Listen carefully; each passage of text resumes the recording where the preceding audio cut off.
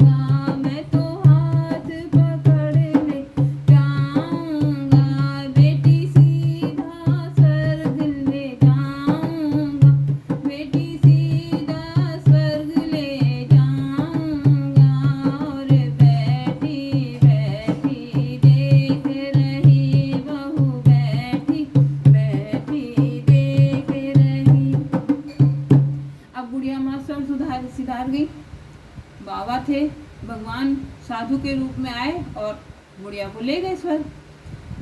मेरी बहू वाले दौड़ी दौड़ी आई है, मेरी बहू वाले दौड़ी दौड़ी आई है, और घी का डब्बा लाई है, और घी का डब्बा लाई। मेरा बेटा दौड़ा आया है, मेरा बेटा दौड़ा आया है, और चरणों से लिपट के रोया है, और चरणों से लिपट के रोया है। मैं तो माँ की तेरे भी कर दूंगा, मैं तो माँ की तेरे भी कर दूंगा, और सारा ही शहर घुमा दूंगा, और सारा ही शहर घुमा दूंगा। मेरी वो ही पड़ोसन देख रही, मेरी वो ही पड़ोसन देख रही, और फिर मुख से वो बोली है, और फिर मुख से बोली, तू माँ की तेरे भी कर देगा, और सारा ही गाँव जिमा देगा।